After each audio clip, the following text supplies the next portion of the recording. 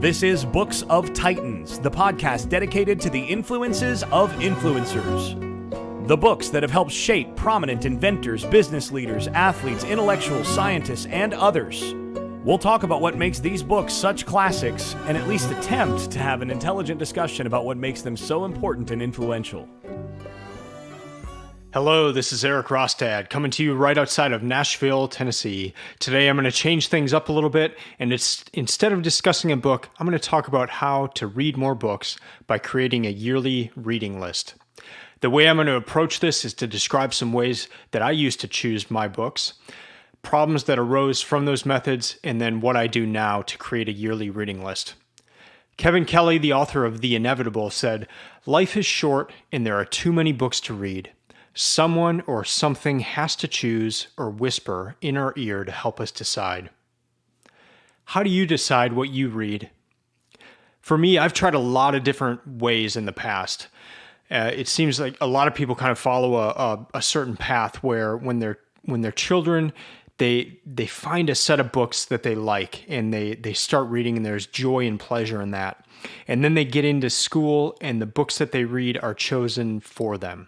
That might be for an English class. It might just be general textbooks that you have to read, which doesn't leave time for fun reading. And all of a sudden, reading becomes a chore and something that kind of kills any desire to read. Hopefully, this desire comes back after school.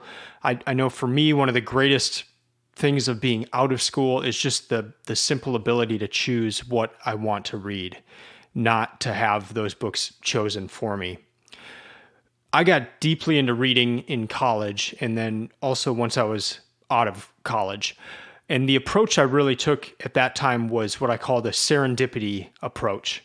And what I mean by that is I would maybe go into a bookstore and see a book, and I would get that book, and it would be on something that I was interested in. And so I would read that first book, and then that book would reference other books and maybe talk about a topic that I wanted to learn more about. And so there was serendipity in it. I was coming across this book. It was leading me to other books, and it would just lead me down this path of getting deeper into that topic. It could also be along the lines of an author. So maybe I would come across an author that I liked, and then I would get their next book, and then the next book, and then the next book.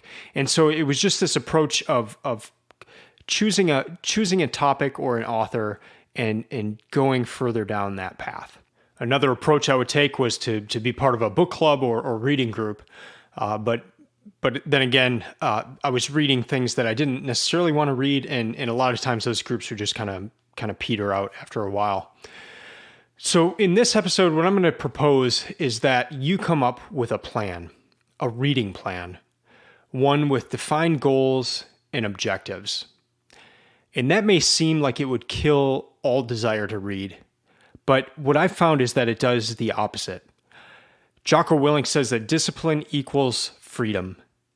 And when you have a plan in place, it allows for greater enjoyment of your books, and it provides a structure where you can begin to greatly increase the number of books that you do read each year. So in this episode, I'm going to provide a framework on how to think about creating a yearly reading plan.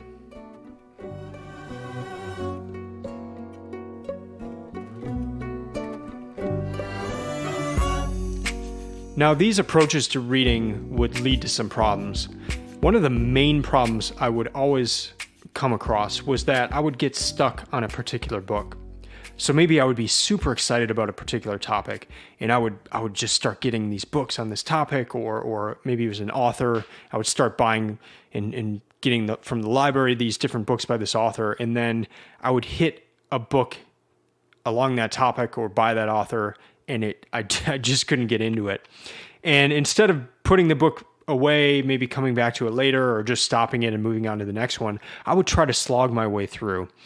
And what that would mean is that I would stop reading for weeks or even months at a time.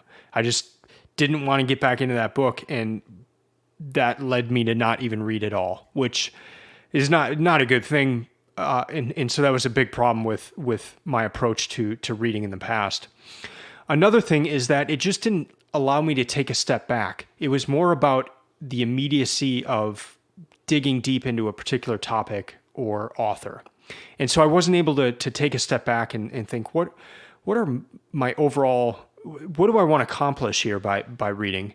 And what about some of these classics? Like I know I want to read some particular classics, and I'm not getting into those because I'm just going more by topic. And if I start reading this classic, then that's going to take a lot of time where I can't devote to really digging deep into this topic. A third problem is that I just didn't have any accountability. So if I was reading, no one knew. If I wasn't reading, no one knew. And so no one was there to challenge me or encourage me or, tell me to, hey, just stop reading that book if you're not in it. Just move on and do another one. So those are some of the problems I had with past reading approaches, ways that I would try to find books. So here's how I've set my reading list for the past 3 years. I'm going to go through a solution I've come up with, and without even necessarily planning on this, I've helped solve a lot of the problems I was having under this serendipity approach, or just going on a topic or author and going from there. So the first thing I had to do was to set a goal. And for me, here are the goals that I had in starting Books of Titans project 3 years ago. I had a lot of books that I wanted to read, but there was no way I was going to get through them unless I started reading a lot. So one goal was just to challenge myself to read more books per year. Another goal was, and I mentioned these goals that I'm going to be highlighting now. I mentioned these in the episode where I talked about why I started Books of Titans to begin with. But I work for myself, and I need to continually be learning. I have a salary of $0. If I don't bring in new business, I make $0. I don't go into an office and have a set salary. So I need to be continually learning and continually improving my skill set, or I'm not going to make money. I'm not going to get hired. So I figured reading is probably one of the best ways to keep learning. Another thing, I have a hard time communicating. I feel dumb a lot of times. I've gone to school. I mean, I went to graduate and undergraduate, and there are things I should know that I just don't know. And so I don't like that feeling, and I want to try to learn the things that I probably should have learned in school, or just learn things in general. I have a desire to do that. And another thing is in terms of goals is I was challenged to look at retirement in a different way, and not to look at it as like, no work and you're on the beach or whatever. But if you didn't have to work right now, what would you want to be doing? Like on a daily basis, what would you want to do? What would you want your day to look like? And for me, I would want three main things. I would want to run every day. I would want to read, and I would want to have time with my family.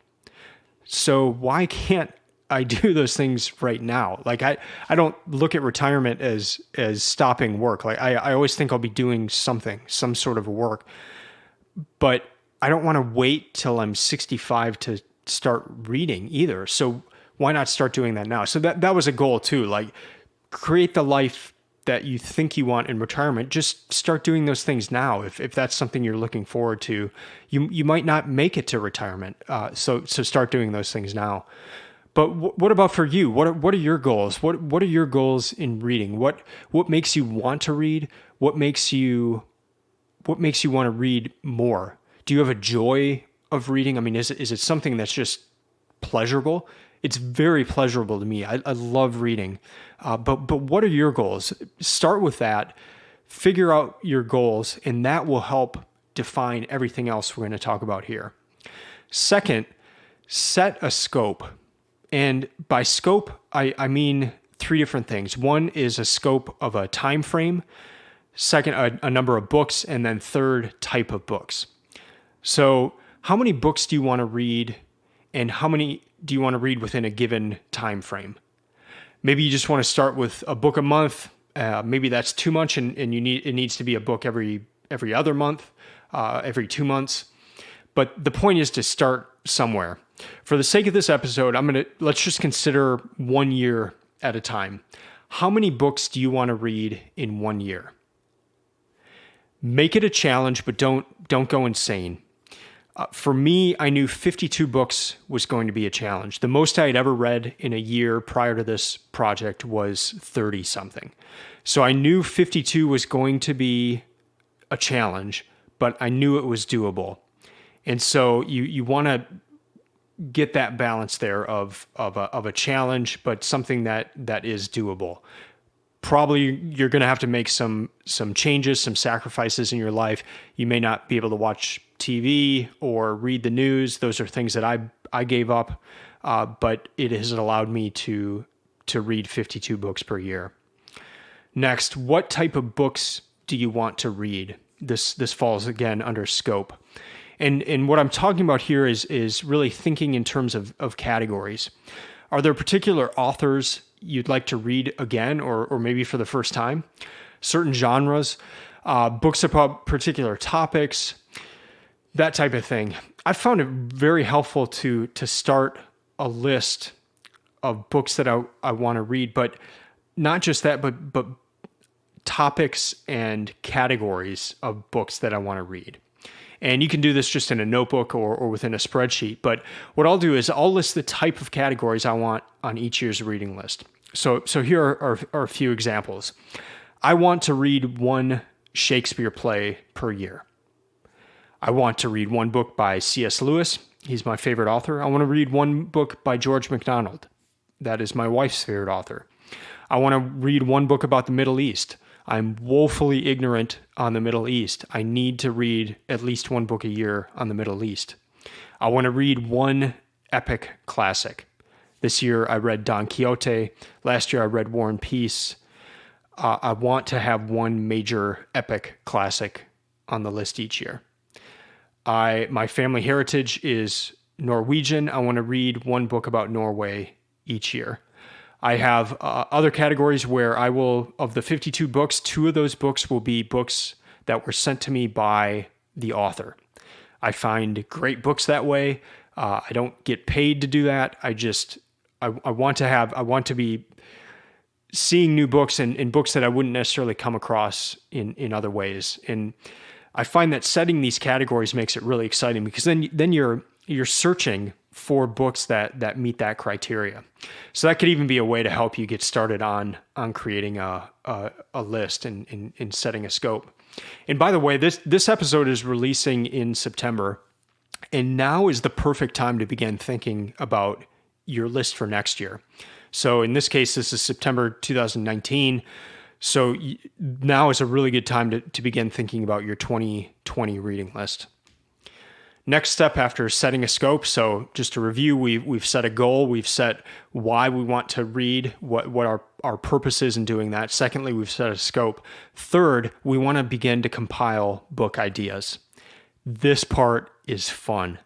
I spend the entire prior year compiling book ideas. So for the entire year of 2019, I have been thinking about what I want to read in 2020. Yes, I've been reading my 52 books this year, but I also have been thinking ahead to what I want to read in 2020. I carry a notebook with me almost everywhere, and I write down book ideas as I come across them. I also, if I don't have my notebook, I'll just open up the Amazon app on my phone, and I'll add a book to my wish list.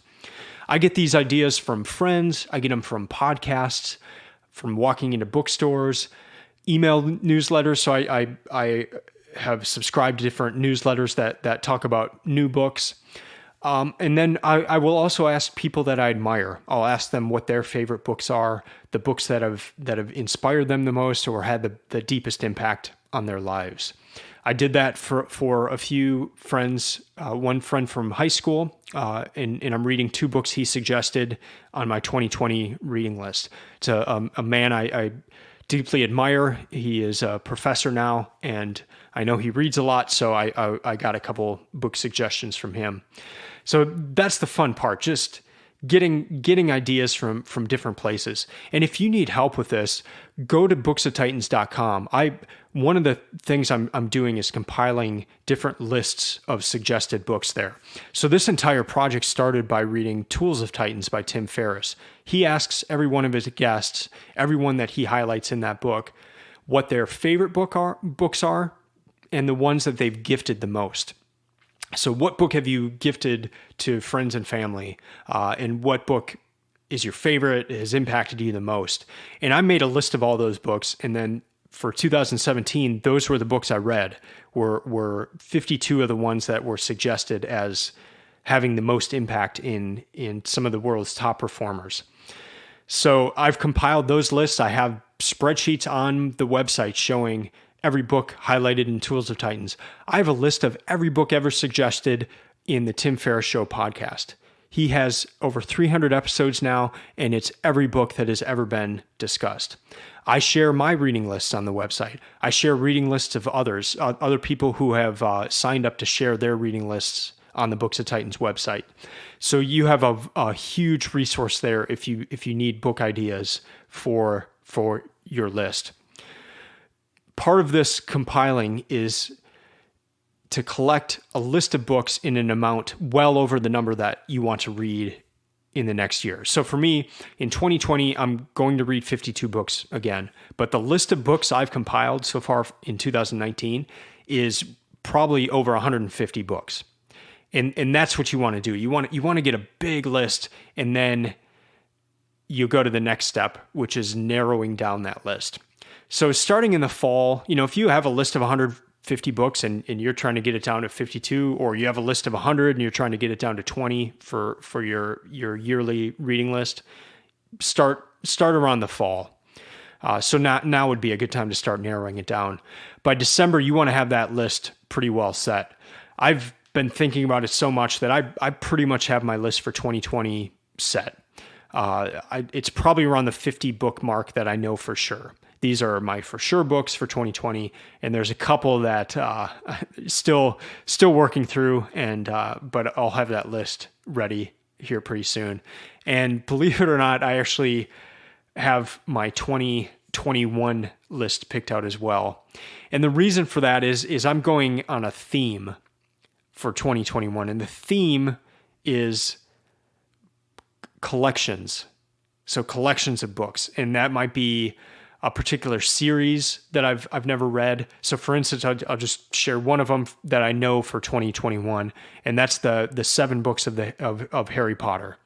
I've never read them. I want to read them, and so 2021 is going to be my year of series and collections. And so that's another idea for you as well. Is just if you're having trouble picking books or finding books, look for collections or series or sets. And you can add those to your list. After narrowing down, here is a key. You want to randomize the order. Now, why in the world would you want to randomize your order? This has actually been a key for me to get through my reading list. So once I've narrowed down my list of books to 52, I open up, you can just go to randomizer.com or .org, just search for randomizer, and you can put in your list of 52 books and then hit randomize, and it will randomize that order of books. Here's why that's important. Randomizing the list removes the temptation to stack the books you're most excited about at the start. I am very excited about all 52 of the books, but there are some that I am more excited than others. And even in this year, 2019, there are 3 books towards the end of my reading list. I have not read them yet, but because I randomized the order, they are at the end of my list this year. And I just have to sit there and look at my bookshelf and know that they're there and not read them, but know that they're coming up. And it actually creates anticipation, and it helps get me through the list because I'm not stacking everything that I really, really, really want to read at the beginning. So I suggest that it's not necessary, but it has really helped me in randomizing the order. The final step here is to then share that list. You need accountability, whether that's on a website, on social media platform, or just even writing out a list and sharing it with your friends and family. Share your list. As Austin Kleon says, show your work. Share your list. And that accountability, so for me, I every morning I take a photo and post it on Instagram of what I'm reading. And that creates accountability. Because if I'm reading a book and I'm taking a photo of the front of that book and it's been a week and I know people are getting sick of seeing the same book every day, that actually kind of sparks me to finish faster, to dig deeper and try to finish the book so that I can get on to the next one. So, and then I'll have people writing to me, asking about the books, asking what I think. And so there's just this level of accountability when you share your list. So again, first is to set a goal. Secondly, set a scope. Third, compile books throughout the year. Then begin to narrow them down. Once you have that list narrowed down, randomize the order, and then share that list. Here are some of the benefits that this type of a reading plan has. One, it helps me avoid bad books. If I'm thinking about a list of books through the entire year, it gives me time to really decide on the ones that I want to read. It also helps avoid the books that get a lot of hype, but that aren't good ones. So there's been some books that have come out this year that I've really wanted to read this year, but I know it's a good discipline to at least give it a year. And I may have it on my 2020 reading list, but I've been looking at it the entire year and I've been watching what people have been saying about it. I've been looking at reviews, and so I have a pretty good idea if that book just was marketed well but is bad, or if it was marketed well and it is very good. I'm more apt to keep it on my list for the following year. So it helps avoid those bad books. Another thing is creating a yearly reading plan and thinking in looking at it as these are my 52 books for this year, or these are my 20 books for this year. You begin to view them as a collection. And what's cool is you'll then go and, this book connects with this book and connects with this book. And I found that I'm able to make connections better by having a reading plan than without. Because without a reading plan, it's just my choice of books is kind of random. But with a reading plan, it's a set reading list. I know the order. I can think back to the order. I don't know why, but it just helps me to think of the books and remember them and to kind of think of them as a collection. Something I completely did not expect, but kind of a neat impact of having a list like this. Another benefit is just the pure joy in thinking about the books that you're going to be reading the following year. Taking that time to compile the list, thinking about it, going into bookstores, seeing books, kind of like having serendipity within a plan. For instance, I may hear about a book on a podcast and then walk into a bookstore and see that book, see a post from a friend who's reading that book. And so it's like I'll come across that book in multiple places. And maybe that's kind of a way of speaking to me of, hey, this is a book that you need to check out. And then another benefit is that you get through the books that you really want to get through. So I've made it a point to put classics in my reading list each year. Don Quixote, I've wanted to read that for many years. I made it through it this year. And just, I tell some people, like, by putting these classics on the list as one of the 52 books, if that classic is the only book of the 52 books that I read in that year, it's still a major accomplishment, because I wouldn't have read that if I didn't have it planned out. So it's kind of funny in that sense of being able to get, next year, 2020, I have the Bible on my list of books. I've never just sat down and read through the Bible like as a book where in the sense of this is the only thing I'm reading right now and I'm reading it from start to finish. I've done year plans where I've read through the Bible throughout a year, where you read like 5 chapters a day type of thing. But I've never just sat down and read the Bible all the way through. It is 2,000 plus pages. That is insane to add to a list of 52 books when you're trying to get through 52 books. But without putting that in there, I don't think I would just sit down and read the entire Bible without having other books in between or having it as part of a plan. So that's another benefit, is that when you have it as part of a list, it's one of the books that you need to get through in your list, and you have to get through that to get to the next book. The other benefit, the last benefit I'll highlight here, is that it helps you narrow down the books you most want to read. You're thinking about it through the whole year. You've compiled a list of 150. You're going to narrow that down to 50. That helps you really choose the ones that you want to read. I could probably need to find a better balance of planning and serendipity, but I do have ways of serendipity within this plan. Like I mentioned, of going into a bookstore, maybe hearing it on a podcast, that type of thing. So there's within that, I'm just giving a little more thought to the books that come up through serendipity. So to recap, I've nearly doubled the amount of books I've read per year simply by having a reading plan set in place in advance. Not only that, it's led to a lot of joy just thinking about that list throughout the year. I've read books that I've wanted to read for many years that I just never sat down to read. But when they're a part of a plan, I'm able to get through them and read books like War and Peace and Don Quixote, books that I never would have read through because they would have distracted me from other books. But now, as part of this plan, I know if I get through that book, then I can read through the other books, and I wind up getting through these books.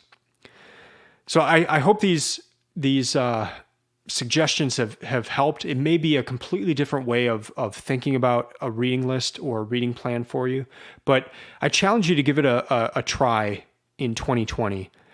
See how it works. You can always go back to how you're doing things now, but give this a try, and I would bet that you're going to get through more books than you would have not having a plan. And I will also guess that you'll have more fun in the process. Remember, discipline equals freedom. Having a plan in place actually can create more joy in reading. It's not going to turn it into a chore. It can actually create more joy. I'd love to hear from you if you do put this in place. I'd love to hear from you on the books that you do end up choosing. If you do want to share your list, please know that you can on the Books of Titans website. Go to booksoftitans.com/mybooks. Thank you for listening to this episode. Please email me at Erik at booksoftitans.com. That's Erik with a K, so ERIK at booksoftitans.com. Let me know if anything stuck out to you in this episode. I'd love to hear your thoughts. And then please let me know if you do prepare a reading list for 2020. That'll do it for this week. Back next week with Skin in the Game by Talib. Looking forward to discussing that one. Until then, keep reading, keep learning, and keep listening. I'm out.